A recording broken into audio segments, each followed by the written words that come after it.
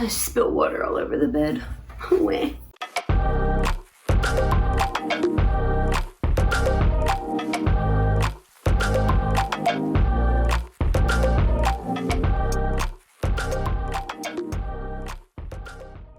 Hi everybody, my name's Elizabeth and you're watching Elizabeth's Leaves, where I just want to talk about houseplants. It is time for another monthly favorites. I just made one of these, but the months go by super fast and sometimes it's difficult to get videos out. But I'm excited because these are some plants that you haven't seen on my channel before unless you've watched some of my shorts. I'm pretty excited about some of them. 4 of them are ones that haven't been shown on my channel yet, I believe, and then one that definitely has. So let's go ahead and get started. I'm really excited about all of these, so I don't know which one to start with. We'll start with my Rhipsalis paradoxa. I've been really wanting a Rhipsalis. Unplant Parenthood has kind of turned me on to them, and so I really wanted the paradoxa, and so my husband actually bought this for me and it's already growing, so I'm really excited about that. And when I got it, I actually snapped off a piece of it right here. Ooh, I wonder if you can see this. I hope so. I snapped off a piece, put it into the pot, and it is already rooting. So I'm pretty excited about this. It lives outside. There's a pretty sad update about my outside plants. They all have thrips. So front porch and back porch have thrips. I kind of noticed some of the smaller plants going downhill really fast, especially my verrucosum, my Philodendron verrucosum. And I checked it out and it was just infested with thrips. I have had thrips before, so I'm not super duper worried about it. But it does make me nervous to have some of my outside plants inside right now, but whatever happens, happens, and will just have to be dealt with. I haven't seen anything on this plant. It's also been treated, so hopefully all is well. But I'm super excited about this Rhipsalis paradoxa. It is just a really, I don't know, it's different. I'm not really sure how to describe it. It grows in these like sections and they twist, and I just think it's really different.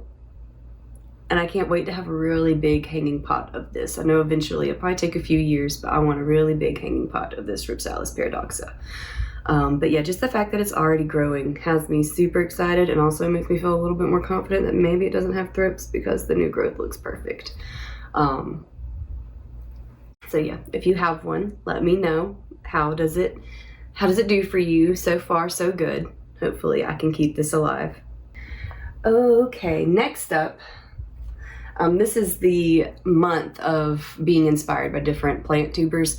So I have a Bonia amphioxus, and this is inspired by wild fern, and I actually am going to be taking her idea and putting this in a terrarium. I don't have any terrariums, so I am excited. Look at it, it's so pretty. To make my first terrarium. That's probably what my next video will be. I found a skull terrarium, so I will be putting this in that skull terrarium, totally inspired by Wild Fern's coffin terrarium. But yeah, it's my first one, so I think that's pretty exciting. And I just think this is the cutest little begonia with the red spots and the red edges. I'm not a big begonia person. I only have 2 other begonia. 1 other begonia? I'm not sure. I'm not really big into begonia, but I think this one is really cute, and I think it is perfect for my skull terrarium. Ooh. Okay, I guess I'm just gonna finish showing you the new ones that I've gotten. So I've talked about wanting more Synapsis. I got a variegated Jade Synapsis, and I believe it's the Aurea type, right? Aurea means it's the yellow variegation. I found this on Facebook Marketplace, and the seller is super sweet. I've traded plants with her before, and I was at work and she dropped it off at my house for me, which I just think that's really going above and beyond. It is a top cut, so it does have a growth point in there. It does not have any roots. It definitely has 2 spots where roots are going to grow, but no roots yet.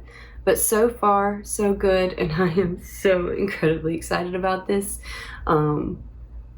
It makes me want to scream with excitement because I am having really good luck with Synapsis lately, and so I'm thinking when the spring comes, I might put this one outside, and I've never put Synapsis outside, so I think it's going to be a really good move for this plant, and hopefully it can give me some really big leaves.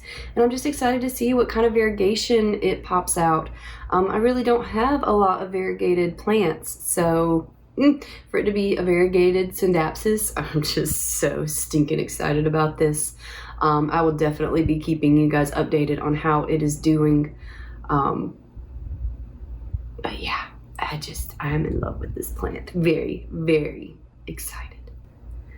My next one is a super lucky find. So I know Philodendron Ring of Fire is not like some super hard to find plant anymore, and they're really not that expensive either, but I found a giant Philodendron Ring of Fire at my local Ace for $15, and it is absolutely humongous.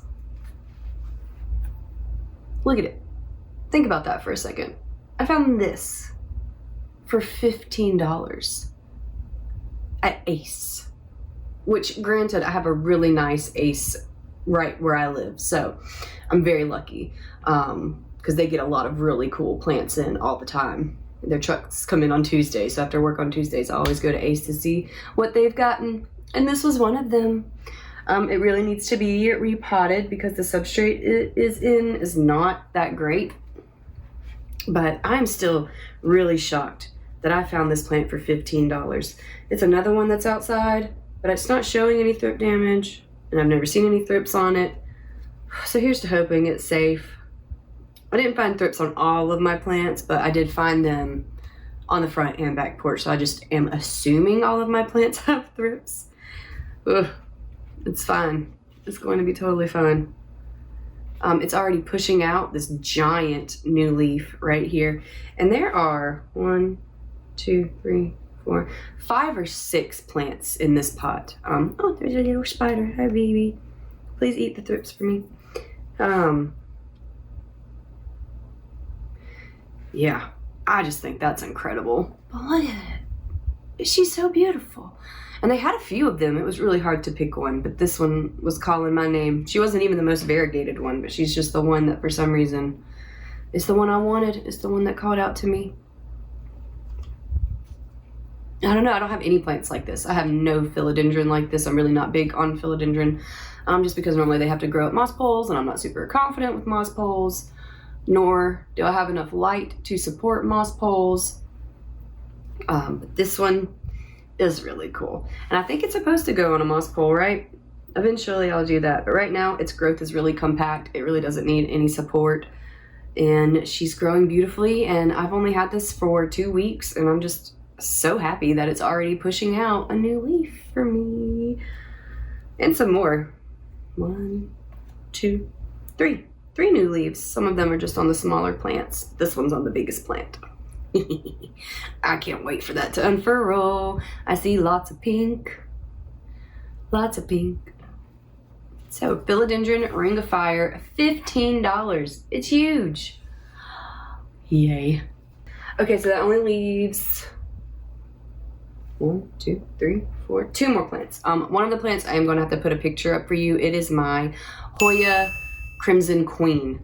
It's on my front porch. She has gone crazy over the spring and summer, but she's giving me a peduncle, or she has a peduncle, and it's growing flowers. I have had Hoya for 3 years now, and none of them have ever flowered for me, ever, and I'm so excited that it is growing flowers. Hopefully, maybe by the time this video goes up, I can insert a photo of the flowers for you, but I'll definitely have a picture of the Crimson Queen for you, because she's huge.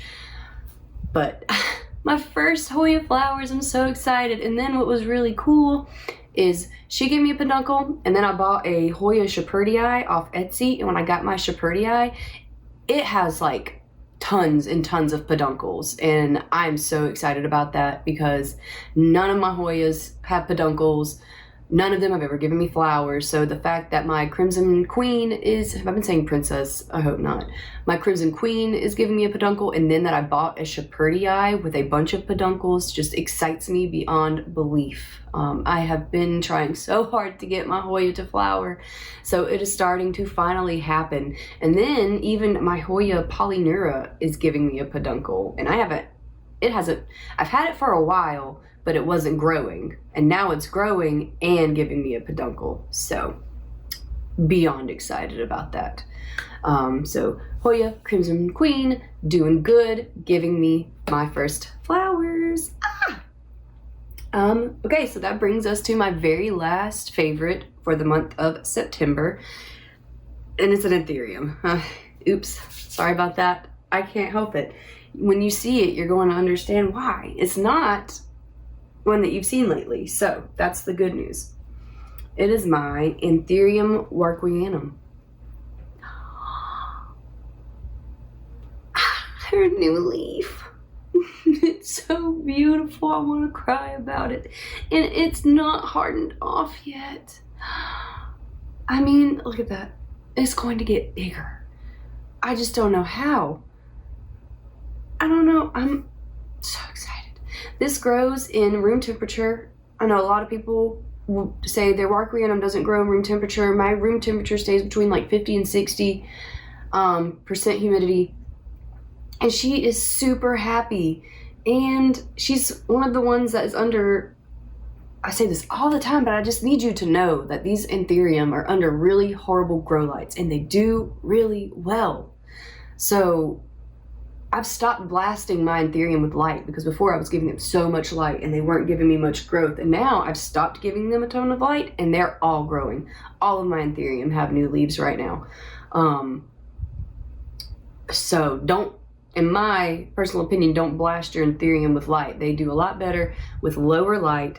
Mine grow in regular household humidity, and I am so excited. I didn't think this plant was going to make it. Everybody said it was so hard, and there was always crisping, and it would grow a new leaf, but the leaves would be all messed up. But you can see that her leaves are fine.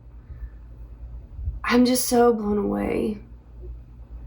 She's so beautiful. Whenever she finishes hardening off, I'll post a picture or a, did I say a live earlier? I definitely meant a short.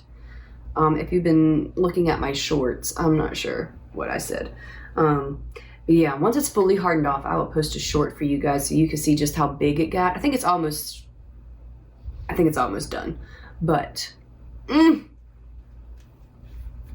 don't know, my Anthurium are doing really well, which is good because some of my other plants are not doing so well, like my Maranta. Oh well, it happens. They thrive and they die back, and they thrive and they die back, and it's totally fine. But she just continues to thrive. She also tried to give me a flower. I cut that off. I do not want her putting energy into that, and I'm not ready for Anthurium seeds either. Actually, a bunch of my Anthurium have been trying to push out. What do people call those? They call it something else other than a flower. I don't know. They've all been pushing out flowers. I've just been cutting those bad boys off because I'm not ready to be a mom to 100 Anthurium. So, Anthurium Warquianum, absolutely gorgeous, doing phenomenal, and I could not be more proud of her.